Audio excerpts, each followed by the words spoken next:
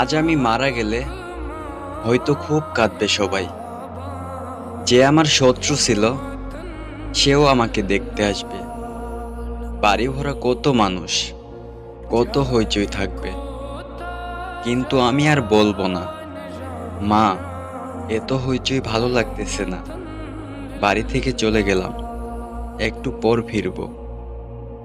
কিছু মানুষ পানি গরম করে নিচ্ছে, আর কিছু মানুষ খাটিয়ে আনতে গেল, একদল গেল কবর খুঁড়তে। তখন হয়তো আর বলবো না, মা, অমুক মারা গেছে, তার মাটি দিতে গেলাম। এক সময় বাঁশ কাটা হলো, বাড়ির আঙিনায় এনে বাঁশগুলোকে টুকরো টুকরো করে কাটছে। পানিও গরম হলো গোসল দেওয়ার জন্য, এমনকি কবরও খোঁড়া হয়ে গেল। কিছু মানুষ আমাকে এক কোণে নিয়ে একটা মশির টাঙিয়ে গোসল দিবে। তখন উঠে আর বলবো না, পানিটা বেশ গরম হয়েছে, আর একটু ঠান্ডা করে নাও। গোসল করানোর পর আমাকে কিছু কাপড়ে মুড়িয়ে ফেলা হবে।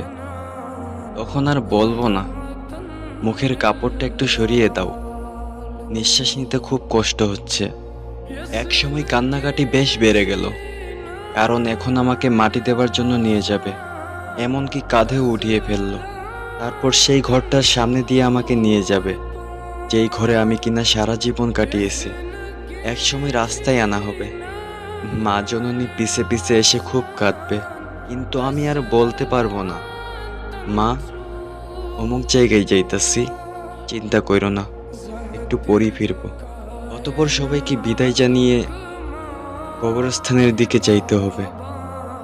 পাশে শত শত মানুষও হাঁটবে। কেমন হবে সেই কষ্টের মুহূর্তগুলি? একটু চিন্তা করতে পারি কি আমরা?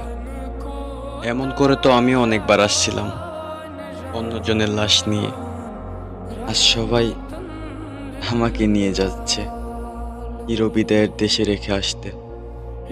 মুহূর্তগুলি চিন্তা করতেও খারাপ লাগে, তাই না? কিন্তু এটা সত্য, কারণ মহান আল্লাহ তাআলা বলেন, জীব মাত্রই মৃত্যুর স্বাদ গ্রহণ করবে। কত মানুষকে লাশ বলে ডাকলাম, আজ সবাই আমাকে লাশ বলে ডাকছে।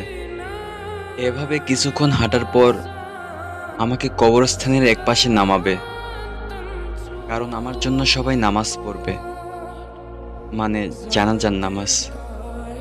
এভাবে আমিও কতজনের নামাজ পড়েছিলাম, আর আজ সবাই আমার জন্য পড়বে।